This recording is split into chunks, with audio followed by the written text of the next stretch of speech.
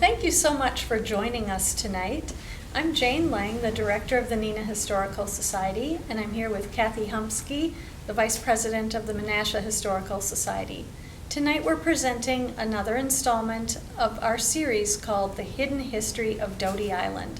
We're very excited about the fact that we share Doty Island, Neenah and Menasha, and it just gives us a great opportunity to research and discover some of the amazing history behind Doty Island and share it with you. So I just would like to give a special thank you to Menasha Historical Society and particularly Nick Jevney, their president, who is making this presentation possible. We're happy to be pre-recording this presentation so that you can view it in February. I also just want to say as well, both presentations are about companies that existed on the Menasha side of Doty Island. And if you have any information or history that you would like to share with either of our organizations, we would really welcome that. What we're seeking to do is discover the most information that we possibly can. So if you have stories or comments or photos or any insight that you would like to share with us, we would really appreciate it if you would do that. And you can email either of our organizations or give us a call. And again, I would also like to thank the Neenah Library for hosting the Facebook live stream that we'll be doing with this presentation. And now I'm going to turn it over to my friend Kathy Humski. Thank you, Jane. I would also like to thank the staff of the Elisha D. Smith Public Library here in Menasha. We appreciate the opportunity to film today's program in this lovely setting. The generous donation made in 1896 by our library's founder, Elisha D. Smith, continues to be a great gift to our community as we celebrate the library's 125th anniversary this year. The story of another successful businessman, George Bonta Sr., and the company he founded is the focus of the Menasha Historical Society's portion of today's program. Mr. Bonta, generations of Bonta family members, along with hard-working, loyal employees, have contributed to the growth and success of the company. Marshall Spencer is here to share the Banta Company story. Thank you for spending time with us. We hope you enjoy our program.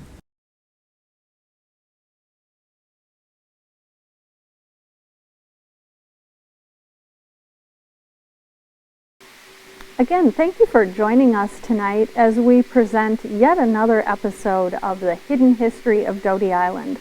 We're excited you're joining us tonight for this presentation, which will feature the Gilbert Paper Company and the Banta Corporation. Before we get started, I'd just like to give people a little bit of an overview of what we've done with the Hidden History of Doty Island in our past presentations. We always start by showing this 1938 aerial view of Doty Island. And it's just really such an interesting thing, I think, that the cities of Neenah and Menasha share in common this beautiful island, Doty Island. On this aerial view, you can see Nicolay Boulevard running right down the middle of the island. Some of the topics that we've covered in the past episodes of The Hidden History are the Whiting Boathouse, Picnic Island, Roberts Resort, the Memorial Building, and I'll just remind you too at this point, all of these presentations are available on our YouTube channel, so you can find those on YouTube, NeenahHistoricalSociety.com, and that will directly link you to the YouTube channel, and you'll be able to watch any of these programs. Winnebago Day School, Winnebago Players, the Driving Park, and then the two tennis clubs, the Doty Tennis Club and then the Racket Club, also known as the Barn. It's been so much fun to do these collaborative programs with the Menasha Historical Society, and we're incredibly grateful to them for their partnership with us on this. We share this island and we share this history, so we're really happy to be able to work with them on this. So we'll be talking first about the Gilbert Paper Company. And I do want to preface with, I feel inadequate to give a full presentation on the entire history of the Gilbert Paper Company. So what I'll be focusing on is a lot more about the people of the past, who started the company, the origins of the company, some of those interesting stories behind the founders, their families, and then a little bit too about how Gilbert was a very family-focused company, but also very innovative and forward-looking. So we start with the story of William H. Gilbert, and he was born in 1827 in Philadelphia. He married Anna Apple in 1851, and they had 4 sons and 1 daughter. Their oldest son, Will, was born in 1852 in Philadelphia. Albert M. Gilbert was born in 1857 in California. Their daughter, Ida, in Philadelphia, then Theodore and George in Chicago. So right away you're probably wondering, why were they traveling all over the place and in different cities around the country so far apart? And I will share that story with you now. So in 1848, the California Gold Rush began, and William Gilbert got excited about the possibility of making a fortune out in California. So he decided to go to the California Gold Rush. He had been working as a carpenter in Philadelphia, but decided that he wanted to seek his fortune in California. One of the resources I used for researching for this presentation is a book, William Gilbert, A Family of Paper Makers, and by William Brehm, and I'm just going to read a quick excerpt out of that for you. Word of opportunity to rapidly gain wealth in California due to the discovery of gold near Sacramento attracted William Gilbert Sr. In early 1852, he left Philadelphia and his pregnant wife behind and set out for San Francisco via the Panama Crossing. His son, William Markley Gilbert, was born July 25, 1852. Soon after, Anna began her 2-month journey by clipper ship from Philadelphia to Panama to San Francisco with her newborn baby, Will. Arriving at Colon, Panama, she traveled west across the isthmus in a dugout canoe paddled by natives along the Chagres River until its end. Then she rode a donkey with her fellow travelers down the mountain to the Pacific, where she caught another ship up the west coast. The journey must have been quite an adventure for the young 23-year-old woman with a baby in tow.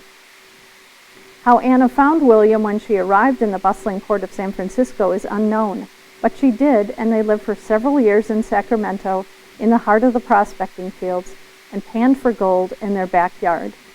William Gilbert worked in Sacramento for 6 years as a contractor and builder, during which time he and Anna had their second son, Albert M. Gilbert, on December 23, 1857. So right off the bat, I think you will agree with me that the Gilberts had a lot of spirit of adventure in them, and it was a pretty exciting time. This is a very early picture of William, their son Will, their son Albert, and wife Anna. It was probably taken in the 1860s when they had moved back to Philadelphia. When William moved back to Philadelphia, he took with him $50,000. That's what he had acquired and made in California. That would be the equivalent of $1.5 million today. And when he returned to Philadelphia, he partnered with his brother-in-law, Theodore McGargy, who was his wife's sister's husband. I know some of these relationships are difficult to figure out, and I apologize for that. Another thing I'm going to apologize for right off the bat is the fact that these people named their children after their parents and after their siblings, so it gets a little bit confusing, but I'll try to make it clear, and hopefully you'll get the gist of it. In any case, William traveled back to Philadelphia, partnered with Theodore McGargy, his brother-in-law, and Theodore McGargy owned several paper mills in Philadelphia. So that was kind of the connection there. Working with Theodore McGargy, William and the two of them decided that William should move to Chicago. It would be a new place for them to be selling the paper that they were producing in Philadelphia out in the Midwest. The Midwest was not nearly as established, obviously, as Philadelphia was, so it was a new opportunity for them to grow as a company by creating a wholesale paper merchant business in Chicago. So that's what they did. At that time then, they spent time in Chicago, established their wholesale paper merchant business, and then decided that the oldest son, Will, would go back to Philadelphia at the age of 18 to learn paper making from his uncle Theodore McGargy. Unfortunately, then the Great Chicago Fire happened in 1871. That destroyed a lot of the Gilberts' real estate holdings in Chicago, but they were able to rebuild. This is a very early photo of the William Gilbert and Company rag warehouse. So that is as it appeared in Chicago during that time.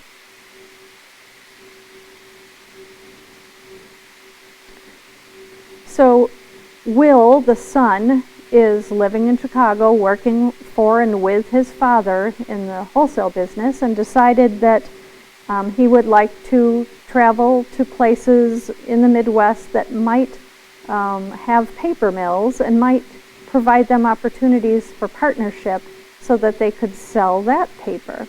But they also were kind of starting to be interested in the possibility of creating their own paper mill. So Will's training out in Philadelphia really impressed upon him the need for water power. And so he was aware of that, and that was what drew him up to the Neenah and Menasha area to check out what was going on as far as paper making here. And that was where Will met George Whiting. Interesting to think about perspective in that both George Whiting and Will Gilbert were only men in their late 20s at the time. So very energetic and hardworking entrepreneurs even in their 20s. Will talked to his family in Chicago, and they agreed to partner with George Whiting, and the Gilbert and Whiting Paper Company was formed in 1880, and they opened their mill in 1882. That was to produce fine writing paper from rag stock. And at that point, 1882, Will and his wife Priscilla, who he had met in Chicago, moved up to Neenah. Fast forward just a little bit, and William Sr. sold the paper merchant business in Chicago in 1886. He also moved up to the Neenah area to be near his son. And then the family sold their interest in the Gilbert and Whiting Paper Company to George Whiting because they decided to start their own company. This is an early photo of the Gilbert and Whiting paper mill in 1885, just so you have a sense of what that looked like.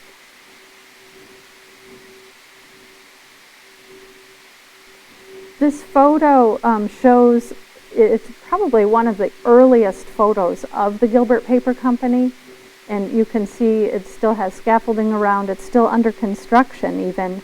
But here is a description from Chicago paper describing the new paper mill to be built in Menasha. This is December 15th, 1886. The new paper mill to be built on the Lawson Canal at Menasha, Wisconsin by Mr. William Gilbert of this city will be devoted to the manufacture of writing and fine book papers. It will cost not far from $100,000 and will be ready to set in motion before next fall. Connected with the paper mill will be an envelope and box factory. This will be the only factory of the kind west of Massachusetts. So they were truly innovators and making their mark in this community. So 1887 is the date the Gilbert Paper Company was organized by William H. Gilbert, the father who had started that company in Chicago, and he organized the company in association with his sons, Will, who was by that time 35 years old, Albert M. Gilbert, who was then 30, Theodore, who was 24, George, who was 23, and daughter Ida was also a shareholder. Really, just a couple of the sons had long-term and active participation in the company, though. Will became the general manager of the new mill, and his only son, Albert C. Gilbert, was born in November of 1887. So that must have been a pretty exciting year. The grandson being born, the company being started. Anyway, I think it was probably an exciting time for them in 1887. The younger son, Theodore, who's about 10 years younger than his older brother, was able to learn paper making right in the Gilbert mill. He didn't have to go back to Philadelphia to learn paper making from his uncle McGargy. He could learn it right in the family paper mill in Menasha. So that was kind of an exciting time for him as well. Albert M. Gilbert, the second oldest brother, was not really involved with the company until 1904. He was working at his wife's father's lumber mill. So his father-in-law had a lumber mill in Mississippi. And then actually Albert died relatively young in 1907. The youngest son, George, also died young at the age of 27 in 1891, and he was living out in Philadelphia. This is an early picture, 1890, of the Gilbert Paper Company employees at the time. I think really the story is so much about so many people contributing to this company over so many years. Right from the start, people dedicated to making this a successful company.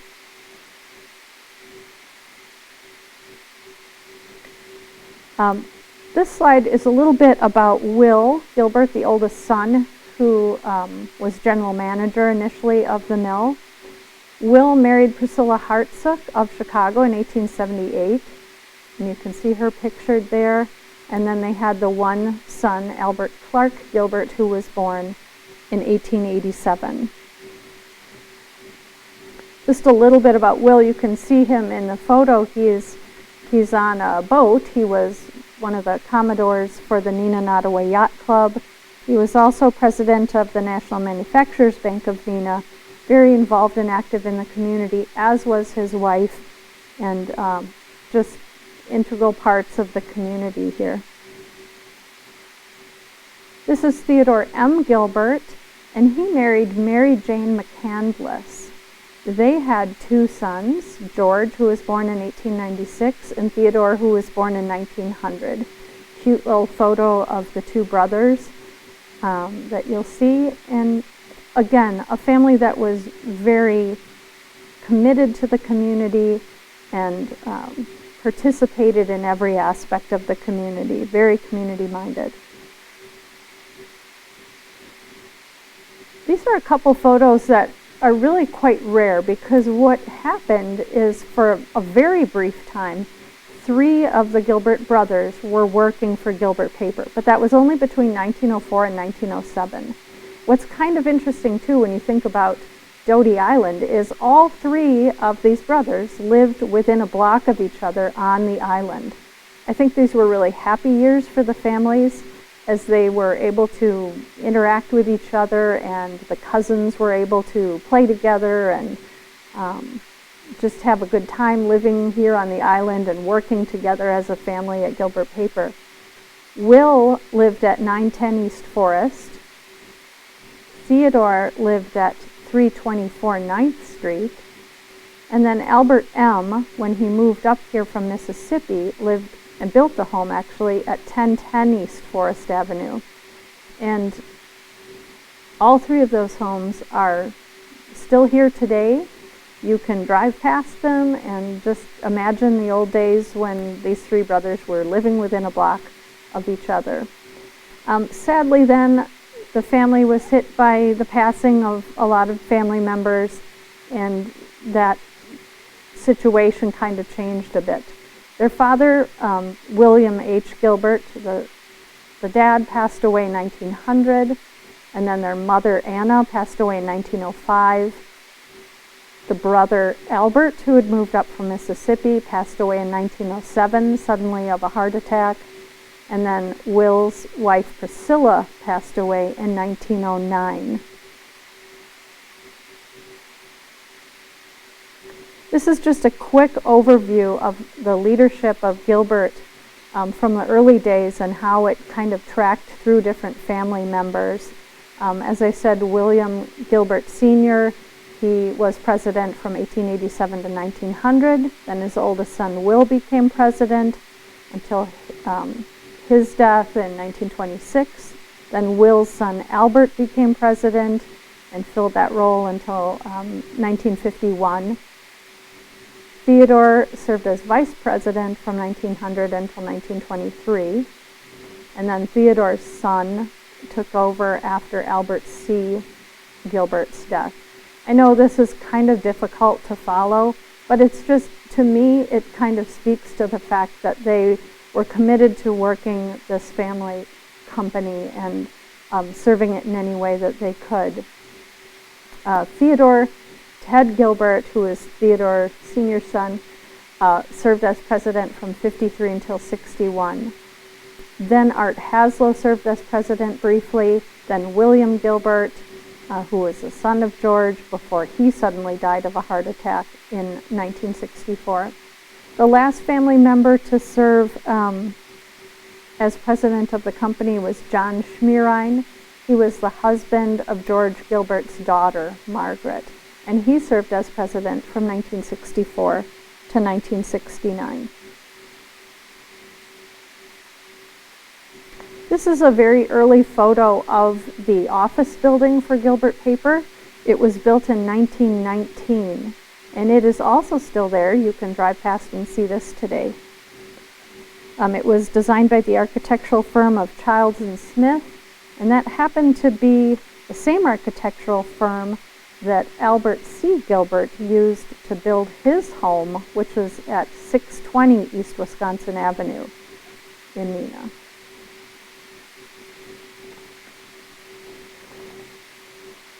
This is a photo of Al Gilbert, A.C. Gilbert, who took over as president in 1926.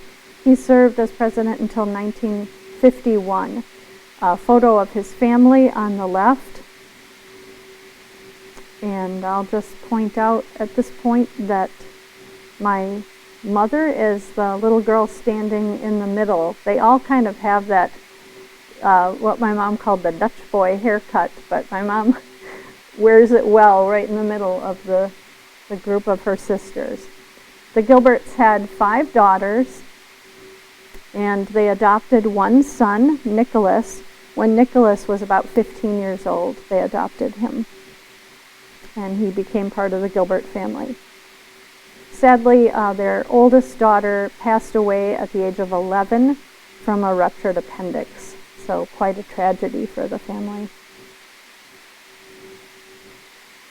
Now I'm going to turn just a little bit to some of the paper company achievements that Gilbert had.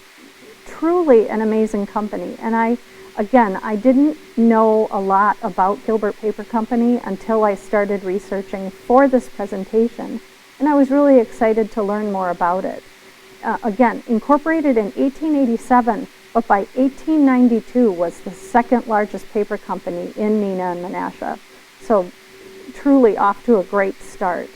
They were very innovative. They were committed to quality control. And that was kind of a new thing at the time, to have a quality control emphasis. I did find a book, 50 Years of Quality Control, and this was printed in 1937. So pretty interesting that they already had such a long and important history with quality control. Other innovations they had, they were recognized as achieving and setting the national standards for fine paper. They were the first company to be using the air drying method in the U.S. They began making stamp and currency papers in 1922. So just a lot of interesting accomplishments they had over so many years. One of the things that I can actually recall my mom telling us as kids was, even during the Great Depression, no layoffs occurred at Gilbert Paper Company, even though there was a 51% drop in production. So I think that says something. That was something they were proud of, the fact that they could keep their workers on and keep people employed even in the midst of the Depression.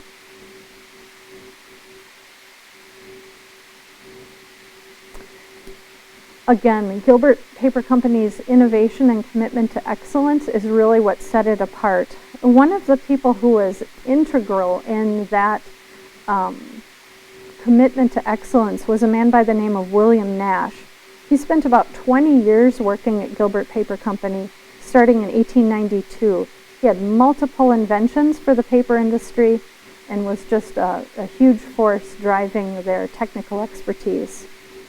In 1911, he left Gilbert Paper and started the Lakeside Paper Company in Neenah, but he had 36 patents in paper making. Gilbert papers start with rags. This is out of the quality control book, and I thought this was kind of interesting to think about. I hadn't really any knowledge of what it means, and I still don't really, what it means to make paper. My husband is a research scientist for Kimberly-Clark, and he'd be ashamed of me for saying I don't know how to make paper, but I don't. But I was really interested to find out what it meant in a small sense to figure out making paper from rags. I have a short clip out of a book, Paper with Presence, which is a Gilbert Paper Company history book written by Mark Bernstein and William Hest. And I'll just read that quickly to you. I thought it was kind of funny, actually. Generally, sorting new clippings was easier than dealing with old, but not always. I remember a shipment of gauze from a company that made bandages, Linda Elliott, an employee of Gilbert, says. Ye gods, it was all string. We had to cut and cut. Old overalls were also a problem. Cut the seams, rip the pockets, check them for dirt, take off all the metal buttons. In all cases, color-fast materials that would not bleach and elastic that would not pulp had to be eliminated. Once in a while, Elliott says, we get bales of corsets. You find a lot of elastic in corsets. It was a problem of some long standing. Back in 1898, an agitated Theodore Gilbert wrote to a Milwaukee rag supplier, we find the corsets are not at all what they should be, nor what we told you they would have to be for our use. They were to be free of whalebone, rattan, etc., or in other words, nothing but the clear cotton of which corsets are made, and we will have to hold them subject to your order, as they are entirely worthless to us. So that gives you a little bit of insight into making paper out of rags. Air drying. I had mentioned that before. Gilbert Paper Company was the first company to bring the process of air drying to the United States. And this, I'm not sure that you will be able to read it, so I'll just read what that little box on the slide shows. The accompanying picture shows an air-dry tender checking the moisture content of paper in the Gilbert mill. He is an example of a craftsman of the old school who is using a modern precision instrument as a check against his acquired skill. There are many like him in the Gilbert mill, men who unite to their loyalty and craftsmanship a working knowledge of modern scientific instruments and the part they play in quality control.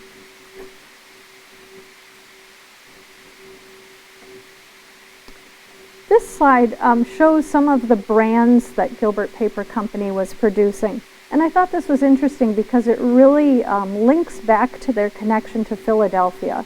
If you're familiar with Philadelphia at all, Rittenhouse is a name that is just everywhere in Philadelphia.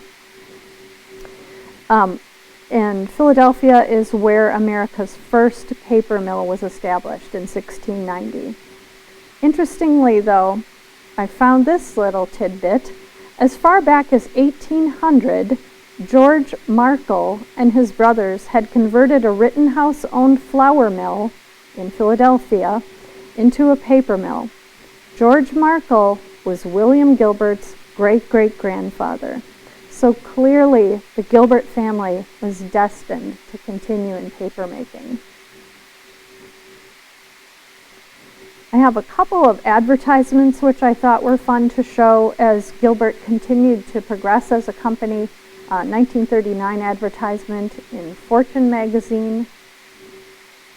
This 1952 ad from a series in Fortune magazine that was called Messages That Made History, I thought was particularly fun because it's highlighting the story of Susan B. Anthony writing to recommend that women get the right to vote. And I don't think she was writing that on Gilbert paper, but whatever. They wanted to talk about the importance of paper and how it sends messages. Now I have a few photos from Smith Park and the picnics that were held by the Gilbert Paper Company in Smith Park.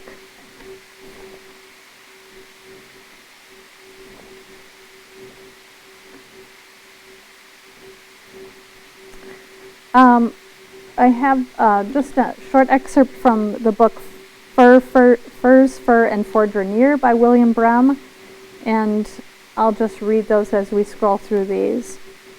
As the economy recovered in the 1930s, it was not uncommon for the paper and woodenware companies to hold dances and an annual picnic for employees each summer.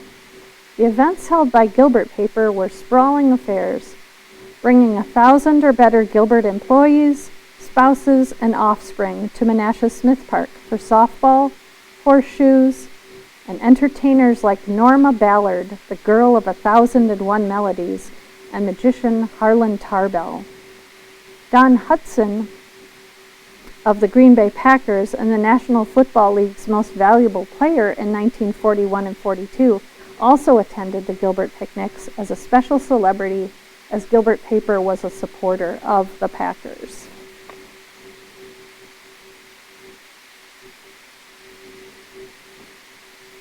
As we moved into the 50s, really it was the leadership of the brothers George Gilbert and Ted Gilbert that proved invaluable to the company moving forward. The company was sold to the Mead Corporation in 1960, but it was the leadership of these two brothers, the sons of Theodore, that really held the company together. This is a photo from the dedication of the Gilbert Pavilion, which is in Smith Park in Menasha. That 1962 is when that pavilion was dedicated. At that time, Art Haslow was the president of Gilbert Paper, and you can see Mayor John Klein of Menasha. And then also in the photo is William Gilbert, who was vice president at the time, would then be taking over as president. And then unfortunately he passed away at the young age of 43. This is an early photo of Gilbert Paper Company leadership, men in leadership in the company at the time. You can see in the back row John Schmierine, Nick Gilbert, again the son of Albert C. Gilbert, Tom Catlin, Bill Gilbert, and then seated are Art Haslow and Ted Gilbert.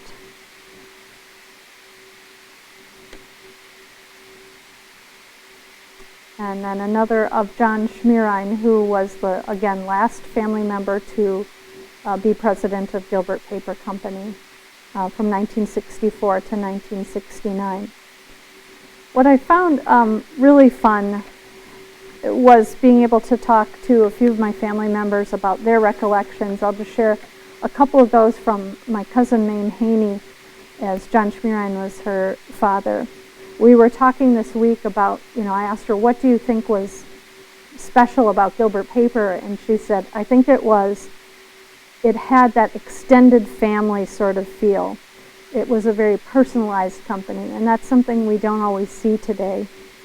They had a baseball team, a bowling team. People really got involved and people really supported each other within the company. She also said they had a cafeteria that had great food. And she would sometimes walk over from St. Patrick's School to eat lunch with her dad. I imagine that was really a fun time. She also mentioned that Thanksgiving pies were made by the cooks at Gilbert Paper, and everybody wanted to buy those pies because they were so great. One other thing I want to mention, she said, and this goes back to when we were talking about currency paper being made at Gilbert.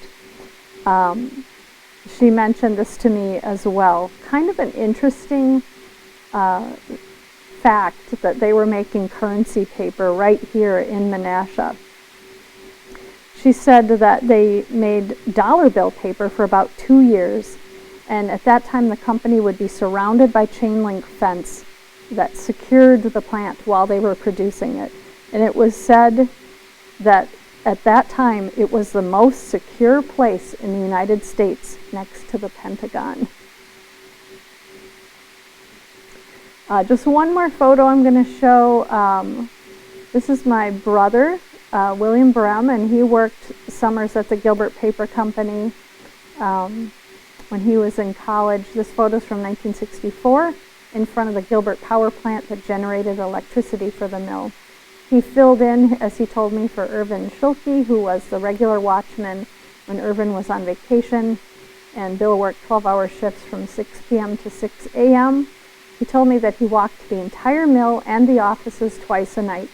And modern technology, I love. We were texting back and forth talking about this in text, and I could tease him and say, that's why you're so skinny, I guess, because you had to walk the entire mill.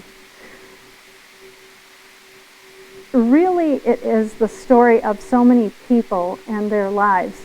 These photos are unidentified people working within the Gilbert mill, a woman doing paper counting, and a gentleman working within the mill on the rolls.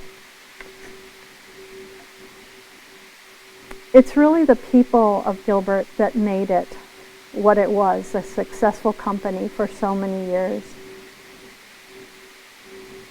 Thousands of dedicated and hardworking individuals made Gilbert Paper Company a wonderful part of the community for 114 years, from 1887 to 2001. It's truly a history to look back at with pride. I want to just finish with one statement which I think was true of Gilbert all the way through. This is from a newspaper article, August 15th, 1936.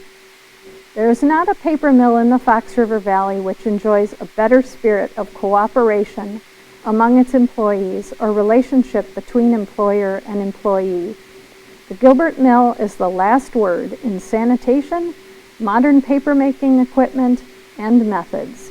When you write a letter on fine quality bond paper, the chances are it is Gilbert's.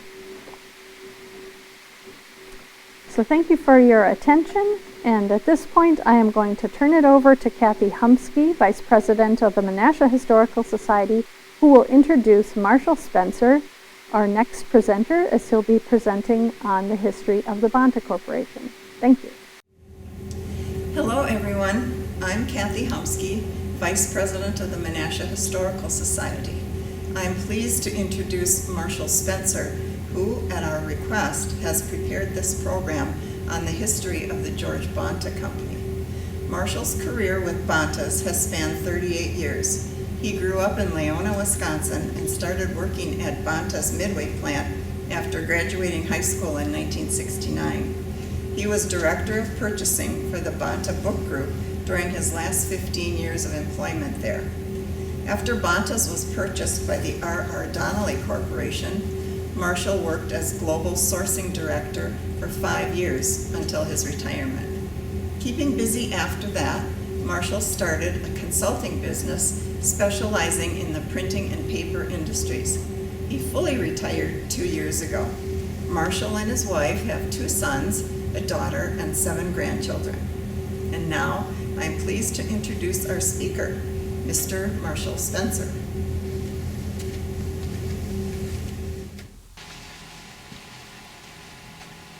Thank you, Kathy, and thank you to the Menasha Historical Society for inviting me here today to speak.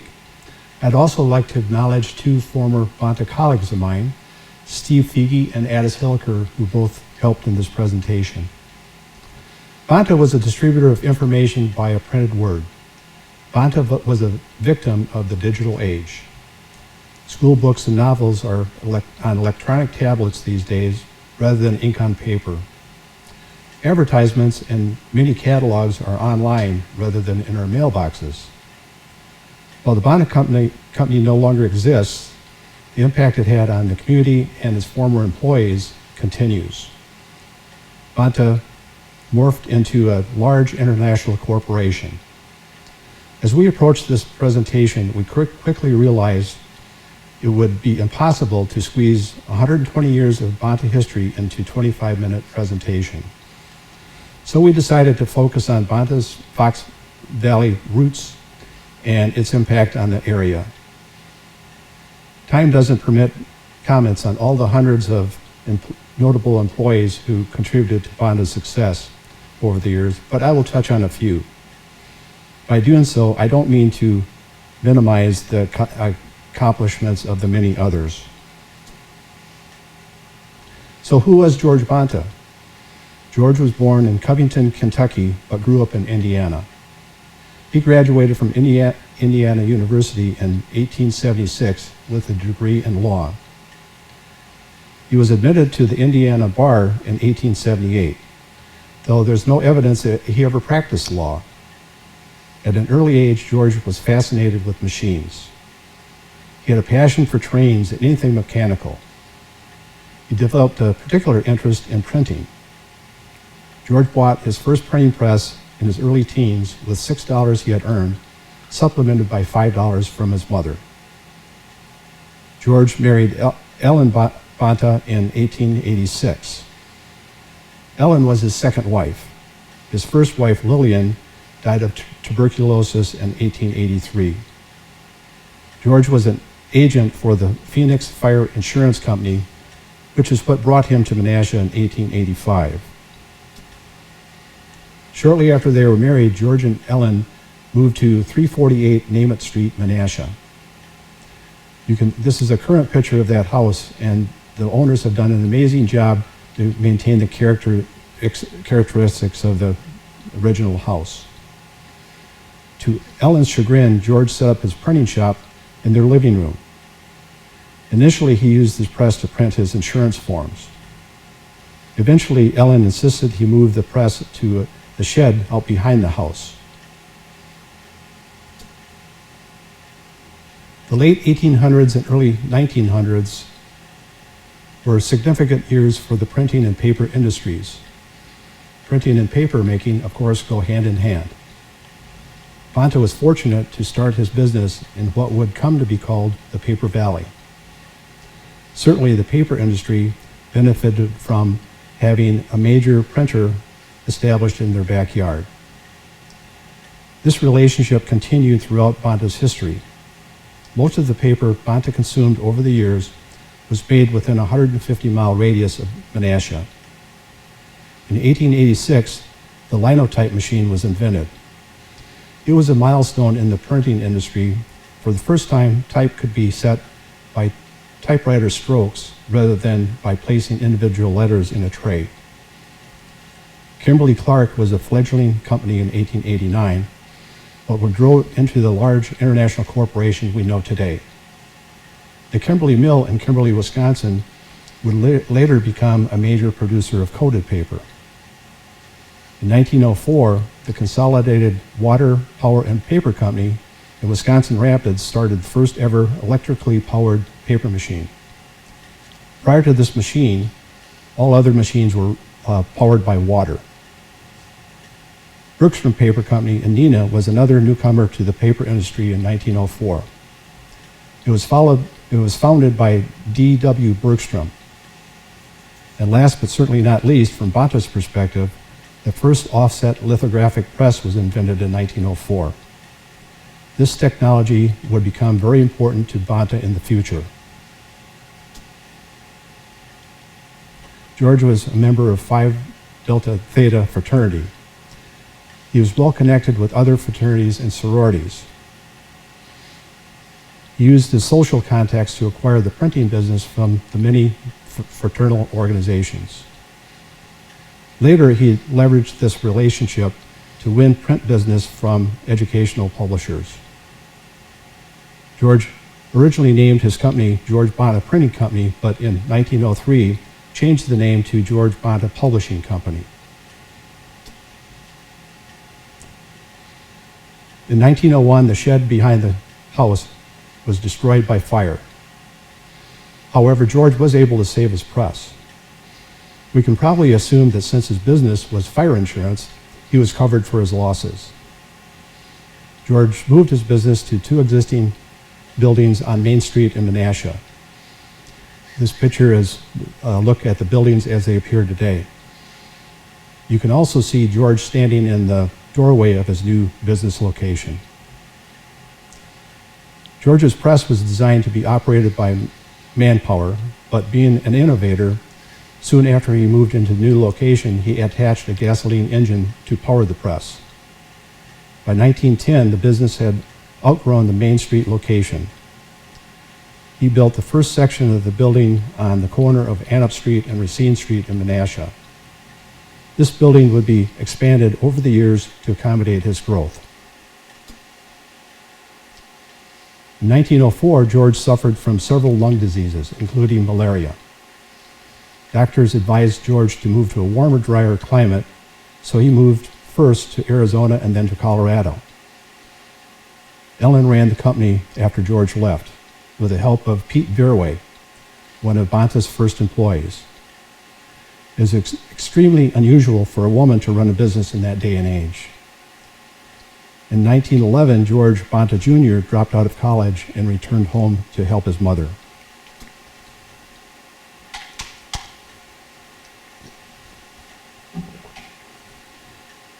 So more about Pete Viraway. Pete was Bonta's first journeyman pressman. Pete was also a skilled mechanic and self-taught engineer. George had hired him away from Apple and Crescent, forerunner of the Post Crescent. A quick sidebar story. In the 1990s, I had 2 young women working in my office, Sandy Nofke from Menasha and Kim Van de Molkart from Kimberly. As they got acquainted, they discovered they shared a great-great-uncle, Pete Viraway. They were able to find Pete's obituary in their family archive, which was written by Ellen Bonta. The obituary was nearly a full page in the Apple and Post Crescent. Ellen was very complimentary of Pete's involvement in the business and recalled several stories about Pete. One interesting story, Pete was working late one night and he heard a commotion outside. He looked out the window and saw that the city marshal was trying to subdue a drunk. Pete ran outside, helped with the arrest, and then returned to his press to complete his shift. The company's print business grew significantly in 1917 and 18 to include nearly 200 publications. While there isn't much good to say about World War I, it was good for Bonta's business. Bonta picked up contracts for various military publications, including Navy Blue Jackets Manual, which Bonta continued to print into the 80s. Bonta experienced some lean years after the war. When this occurred, it was all hands on deck. All the managers were enlisted to go out far and wide and sell for the company. At one point, cash flow was so bad that the managers borrowed against their personal life insurance policies to bridge the gap. Per Ellen, Pete Viraway offered to delay or even forego his pay. Often success depends on good fortune as much as skill. Bonta had a stroke of good fortune in the early 20s. George Bonta Jr.'s brother-in-law, Russell Sharp, is credited with the concept of the workbook, which is a studying tool that contains questions and problems related to a textbook. I'm sure many of us remember the workbook from our grade school days. Sharp and George Jr. marketed the concept to several major textbook publishers.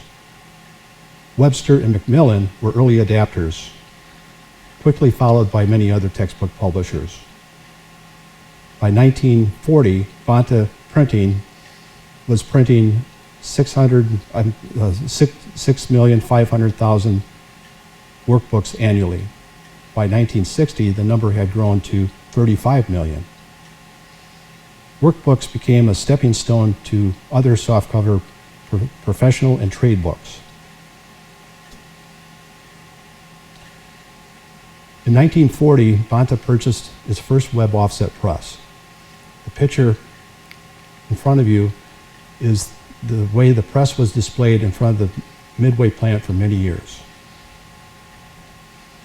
Web offset is still the predominant print technology today. Like World War I, World War II was a good thing for the Banta business. Sales were approaching $4 million annually by the late 40s. And by the late 40s, Banta had once again outgrown its facility. After the war, Banta bought a plot of land west end of Midway Road in Menasha. The Midway plant, as it was named, was opened in 1946. The single-story building covered 13 acres.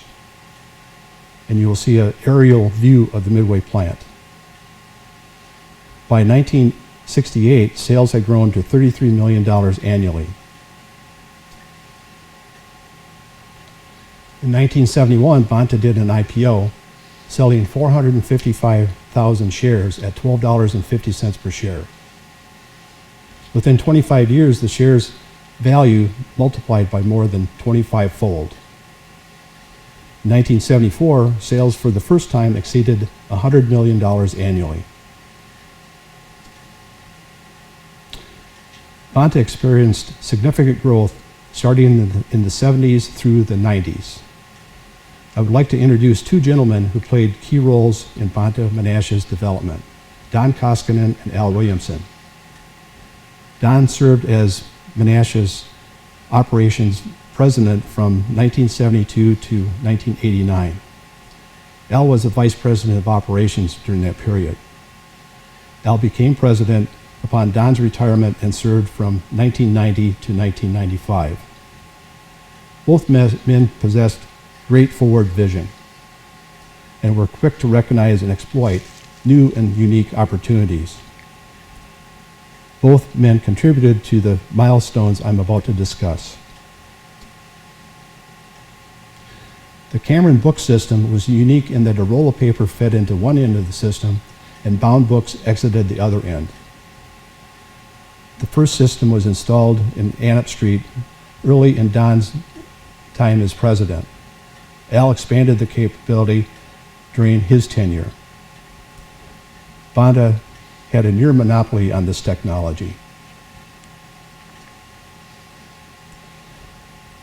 The multimedia concept was developed to meet publisher needs for product resources beyond traditional books. The multimedia department began in 1973 in the Annett Street plant. It was moved to the current location on Brighton Beach Road in Menasha in 1977. Multimedia was a full-service capable operation, from product design through production and management, assembly and distribution. It eventually expanded into calendars and games.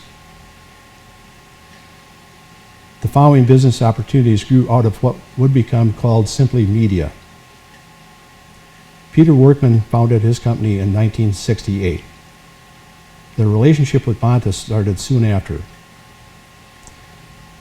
Workman is a non-traditional publisher of calendars, how-to books, and learning resources. Peter literally started the business in his garage, and Banta helped him develop and grow his business during their long relationship. This is a picture of the Workman products. Anders McNeil is a similar trade book publisher to Workman. The Banta AM relationship began in 1980. The Far Side, Calvin and Hobbes, Foxtrot books and calendars were some of the products Banta produced for AM. The Trivia Pursuit game pictured was created by two Canadians, Chris Haney and Scott Abbott. In 1982, Banta became the sole producer in the U.S. Banta produced and distributed 24 million of the games in the early 80s. Trivia Pursuit was Banta's first involvement in games. Banta gave back to the surrounding communities, much of it through the Banta Foundation. George Bonta Jr. didn't seek public acclaim. He simply wanted to share his good fortune with the surrounding area. He formed the Banta Foundation in 1953. The foundation built the Lawrence Bowl and Menasha Calder Stadium.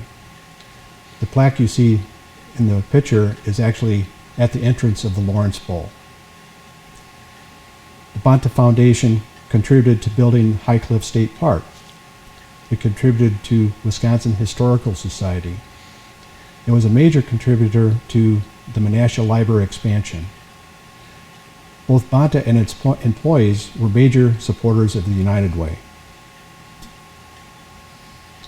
Starting in early days, Banta promoted employee-healthy lifestyle and quality of life. In 1918, Banta Benefits Association was established.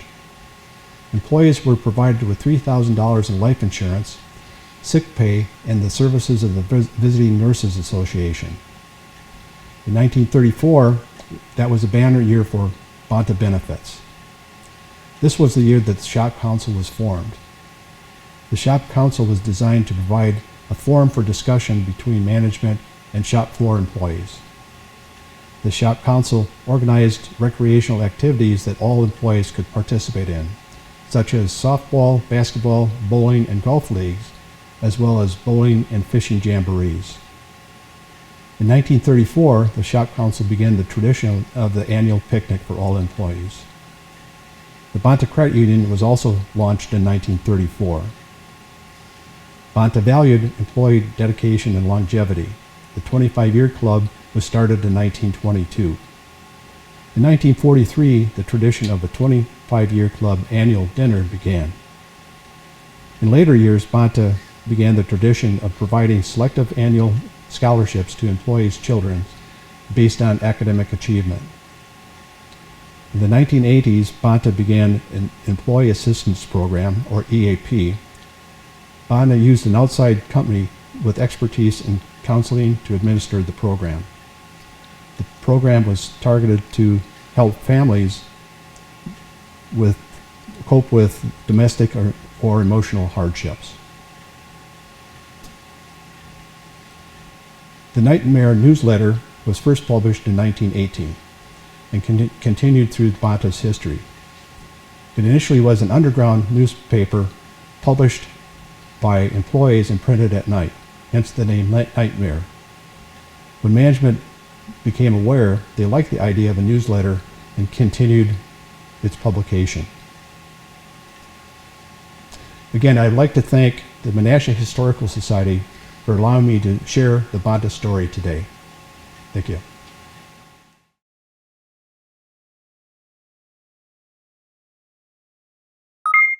I forgot to mention in my presentation, and it was one of the things I'm like, oh, I really wanted to say this. My grandpa was the first vice president of the Neenah Historical Society. Oh, really? So I was going to Oh. say, love of history must really be genetic or something, but I forgot. Yeah, I know, that's the way. Is the current picture of the house, and the owners have done an amazing job of maintaining the characteristics of the original house. I'm sorry, Marshall. My cover-up failed. Was that your brother's? Library, as well as, I'm sorry, I gotta stop because my train of thought left the station. Just keep going. It's fine. Just go. Yeah, I will.